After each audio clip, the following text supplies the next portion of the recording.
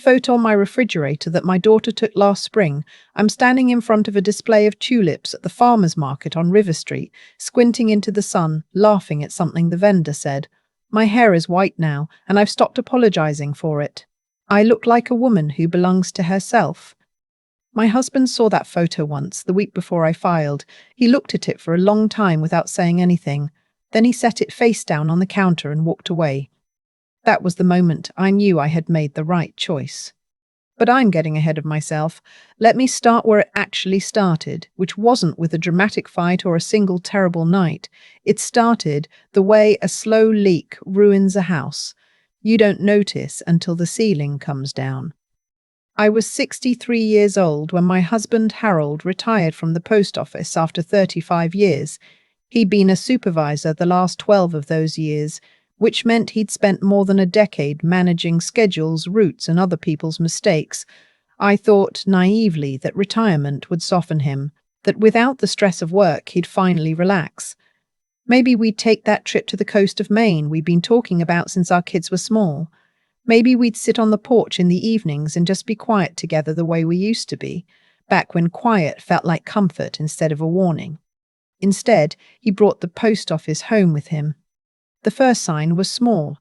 He started keeping a notepad on the kitchen counter where he wrote down everything I bought at the grocery store. Not a shopping list. A log.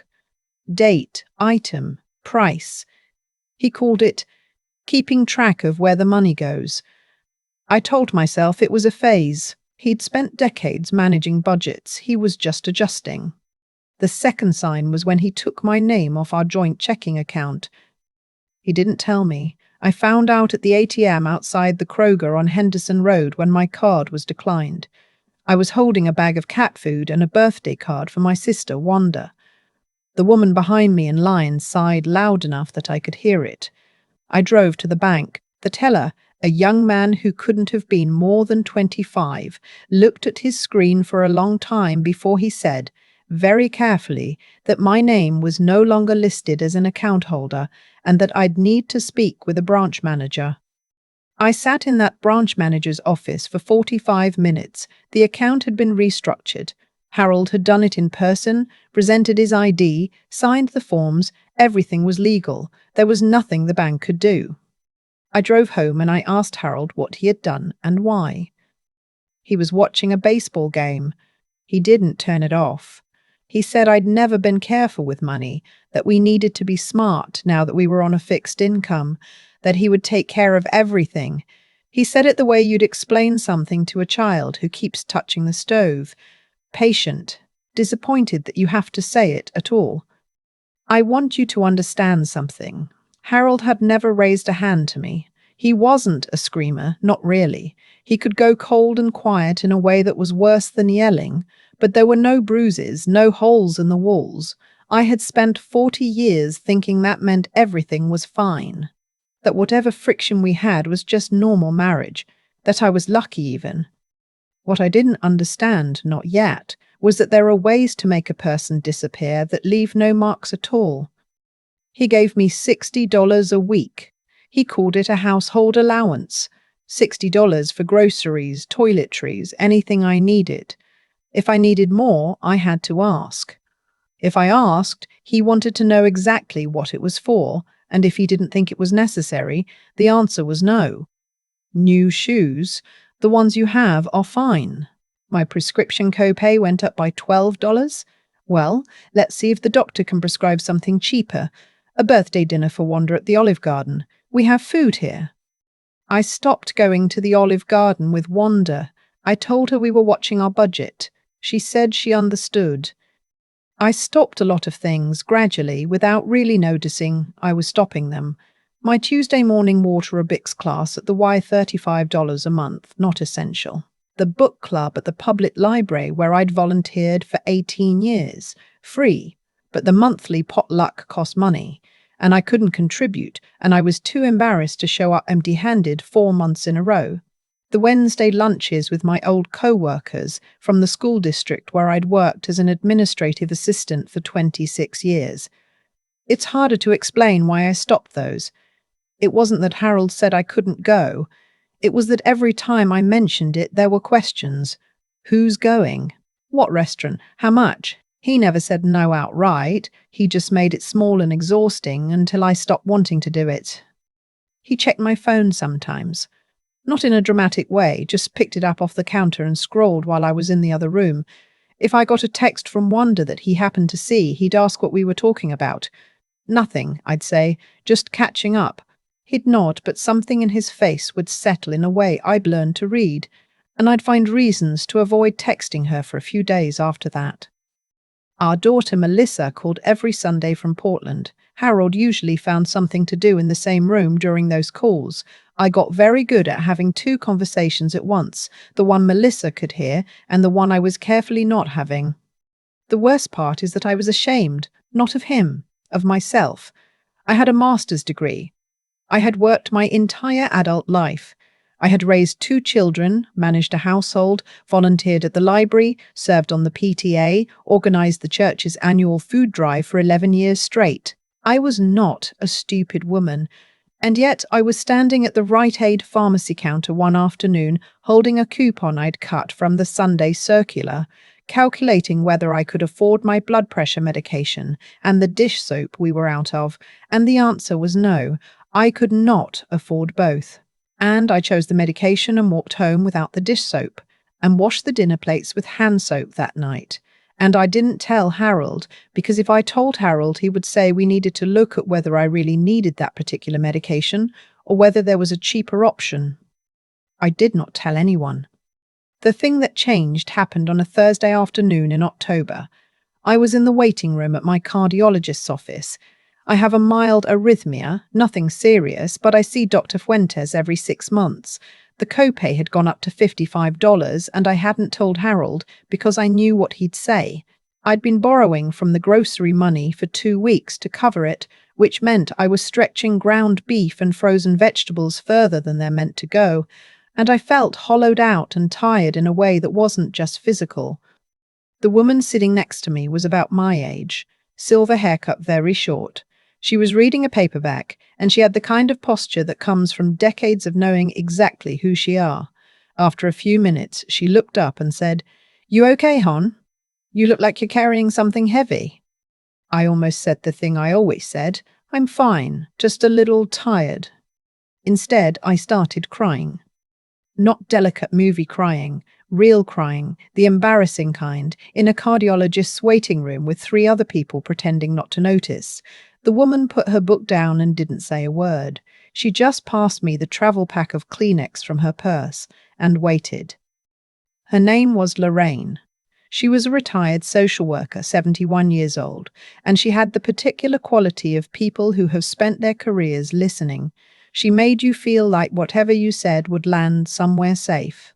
By the time the nurse called my name, I had told her more than I'd told anyone in 4 years. She wrote her number on the back of a receipt.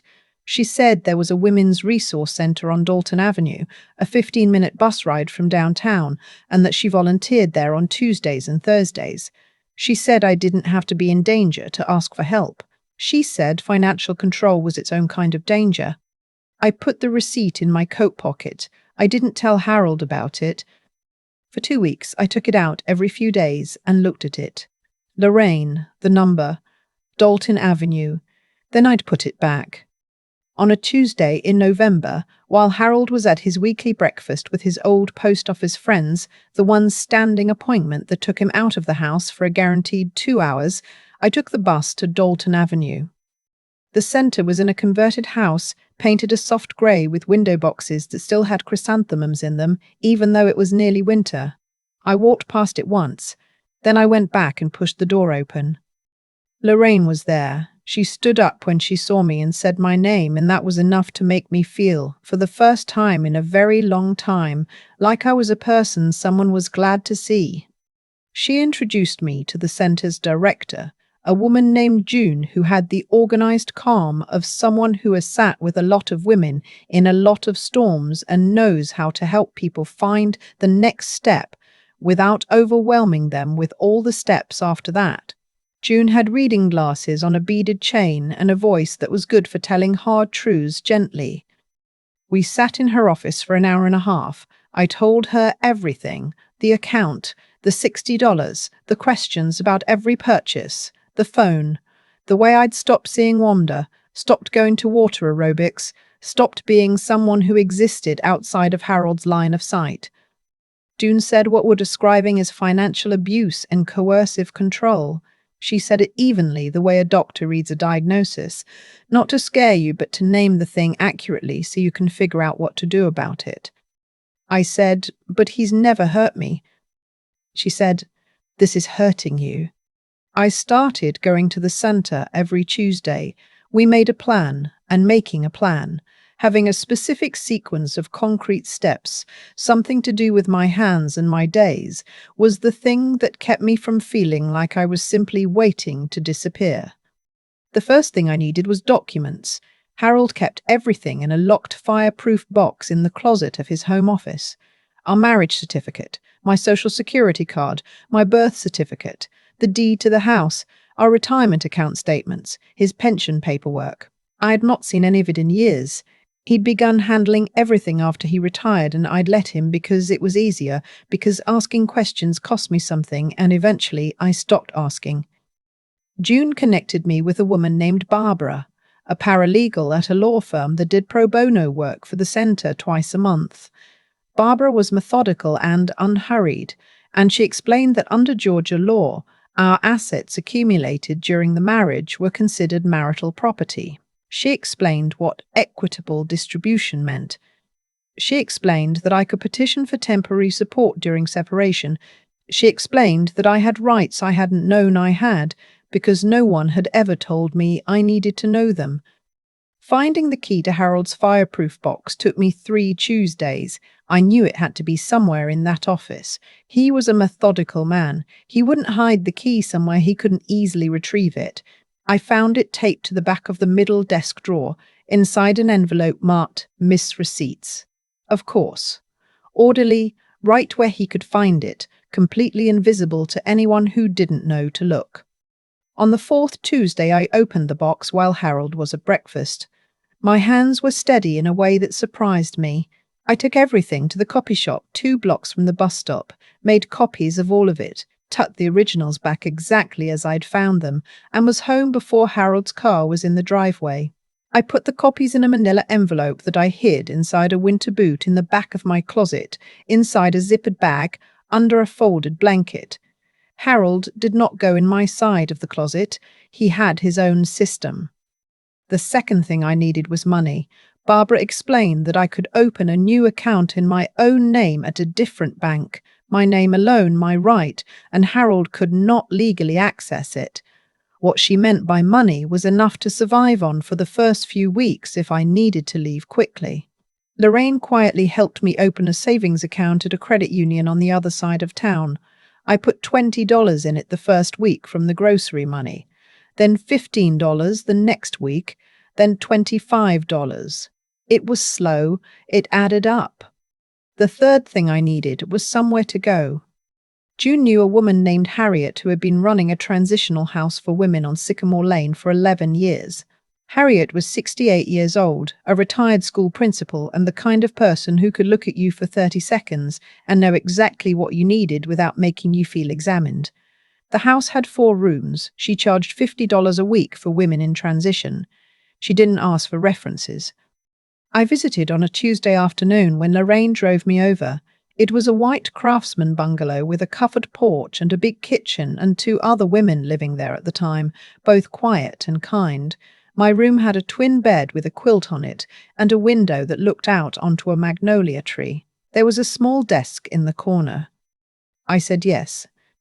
I went home and I started packing, not all at once. Slowly, over 3 weeks, the way you pack for a trip you can't talk about. 1 cardigan.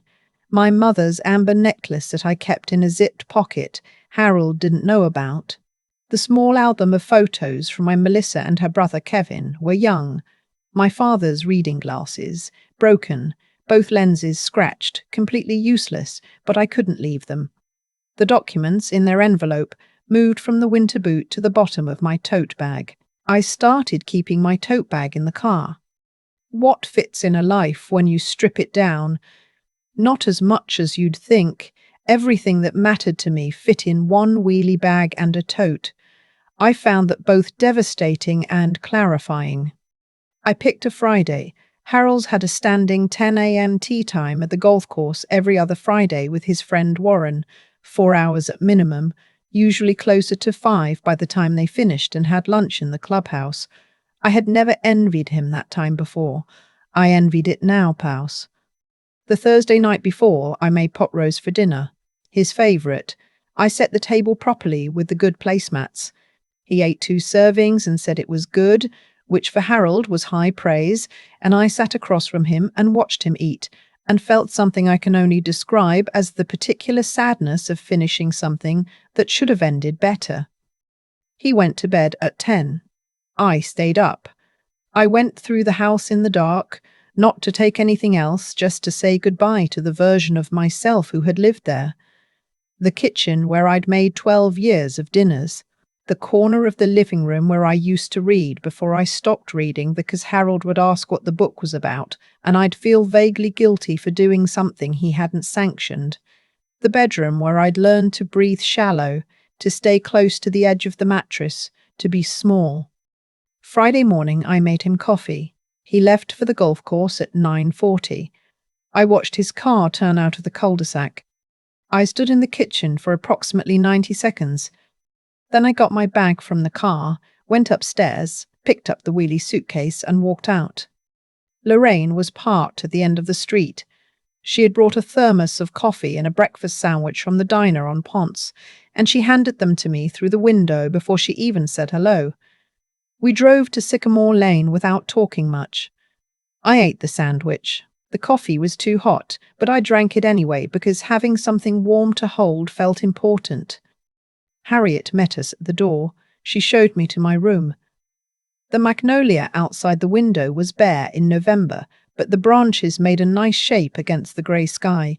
I put my bag on the bed. Lorraine said she'd check on me in the morning. Then she left, and I was alone in a room that was mine, that I had chosen, that Harold did not know the address of. I cried for about 20 minutes, then I washed my face with cold water from the shared bathroom down the hall and went downstairs to ask Harriet if there was anything she needed help with for dinner. Harold called Melissa that afternoon. She called me on the cell number Lorraine had helped me set up 3 weeks earlier, a number Harold didn't have. She was crying. She said she didn't know what had happened, that her father had called saying I was missing, that he was frantic. I told her I was safe. I told her I had not been missing. I told her there were things I needed to explain and I would explain all of them, but first I needed her to understand that I was safe and I had left on purpose and I was okay. There was a long silence on the phone. Then Melissa said, "Mom, I've been worried about you for 3 years. I didn't know what to do." I had not known she'd seen it. Harold filed a missing persons report. The responding officer determined quickly, with help from Barbara, that there was no missing person. There was a woman who had left voluntarily, who had legal representation, and who had already retained an attorney to begin separation proceedings. Harold was informed that his wife was safe and had exercised her legal right to leave. According to Barbara, his first response was to say that someone had put me up to it, that I would never do this on my own, that I had always been easily influenced, and there must be someone interfering in our marriage. The paperwork was filed on a Tuesday in December. Harold did not make it easy. He hired an attorney of his own, a combative man who filed motions contesting almost everything: the asset valuation, my claim to half his pension, the request for temporary spousal support. He argued that I had abandoned the marriage. He argued that my judgment was impaired. He argued that I had been manipulated by outside parties. Our financial records told a different story. Barbara and the attorney who took my case, a woman named Cecile who had the energy of someone who takes genuine pleasure in making controlling husbands uncomfortable in depositions, built a detailed picture from 4 years of bank statements, credit card records, and withdrawal histories. Harold's discretionary spending during the period he'd given me $60 a week, golf club membership, new set of irons, regularly dining out with Warren, a weekend trip to Savannah he told me was a work conference, bourbon from a specialty shop in Buckhead that ran $80 to $120 a bottle. The judge, a woman in her early 60s who had been on the family court bench for 14 years, reviewed all of it. She did not seem impressed by Harold's attorney's argument that I had abandoned the marriage. We settled 9 months after I left. I received half of our retirement accounts, his 401k, my own smaller IRA that I'd nearly forgotten I had from my years at the school district. I received half the equity in the house which Harold would need to refinance or sell to pay me out. I received spousal support of $2,400 a month until I became eligible for my full Social Security benefit at 67. At 67, between my own Social Security, which, yes, I had earned from 26 years of payroll contributions, and Harold's, I would be financially stable. More stable than I had been in 4 years. The day the settlement was signed, Cecile shook my hand and said, "Go celebrate." I didn't know how to do that yet. I went to Harriet's house on Sycamore Lane, which was still my house, and I sat on the covered porch and watched the magnolia tree drop the last of its dried winter leaves. Harriet brought me a cup of chamomile tea without me asking, and sat with me for a while without either of us saying much. She had a gift for that, for understanding when a moment needed to be witnessed without being narrated. Melissa flew down from Portland that weekend. Her husband stayed home with the kids, and she and I had 2 full days, which we spent mostly in Harriet's kitchen, things that took a long time. Talking the way you can only talk when you have nowhere to be and nothing to perform. She told me about the Sunday calls over the years when she'd heard something in my voice she couldn't name. She told me about the time she'd wanted to say something and hadn't known how. I told her about the cardiologist's waiting room and Lorraine and the receipt in my coat pocket and the key in the envelope marked Miss Receipts. We laughed about the key, eventually. Kevin called from Denver. He was quieter on the phone, my son. He said he was sorry he hadn't seen it. I told him there was nothing to be sorry for. I'd been very good at making sure no one saw it. I'm still at Harriet's house on Sycamore Lane. I know I could afford my own apartment now.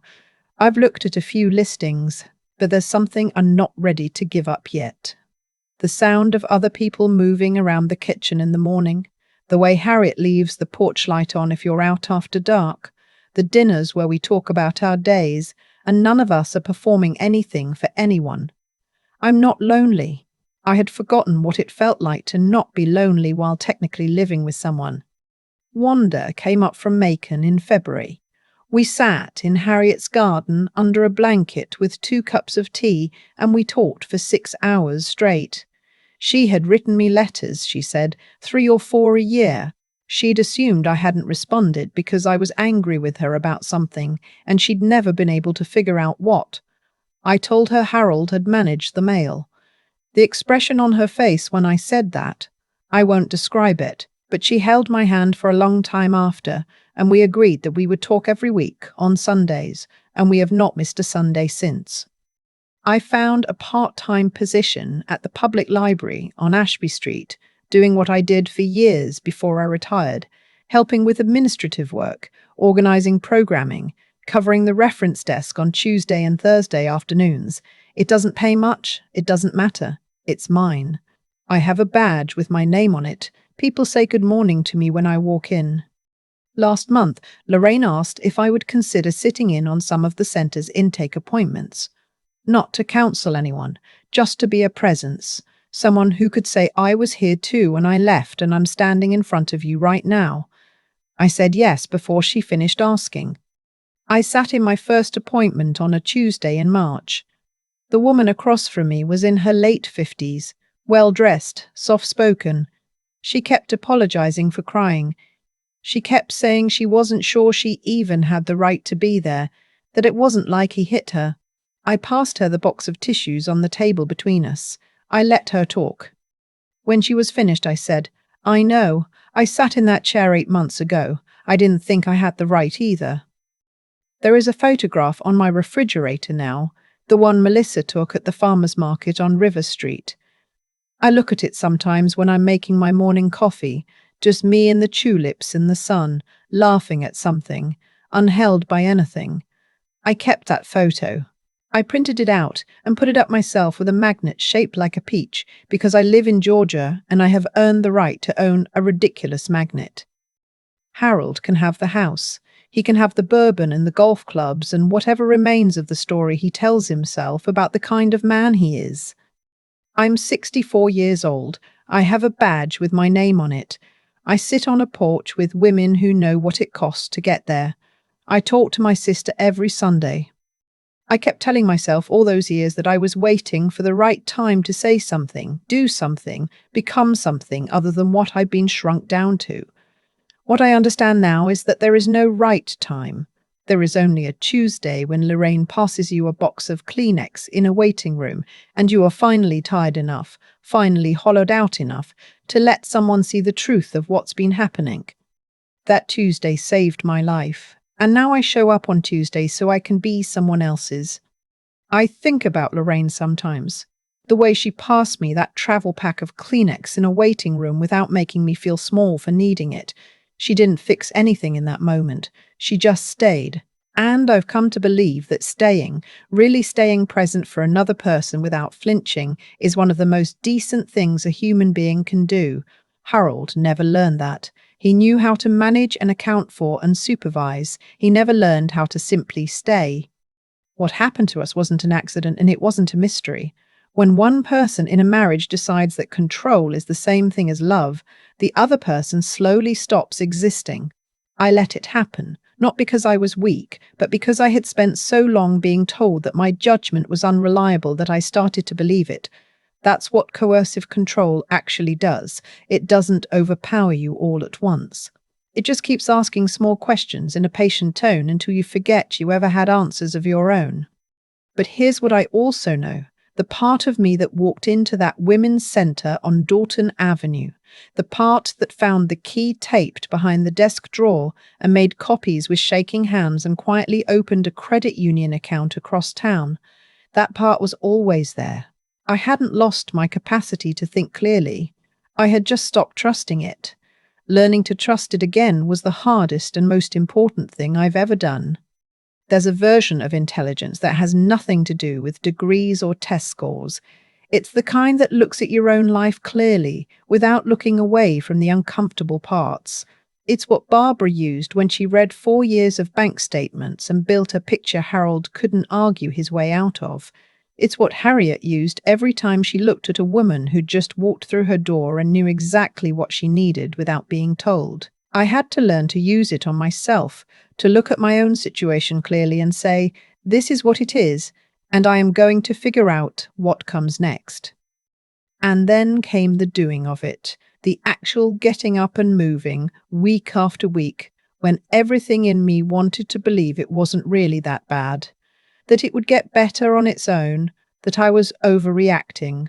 That kind of persistence, quiet, unglamorous, carried out in the 2 hours Harold spent at breakfast with his old colleagues, is not something anyone handed me. I had to find it myself. In the library copy machine. In the credit union on the other side of town. In the tote bag I kept in my car.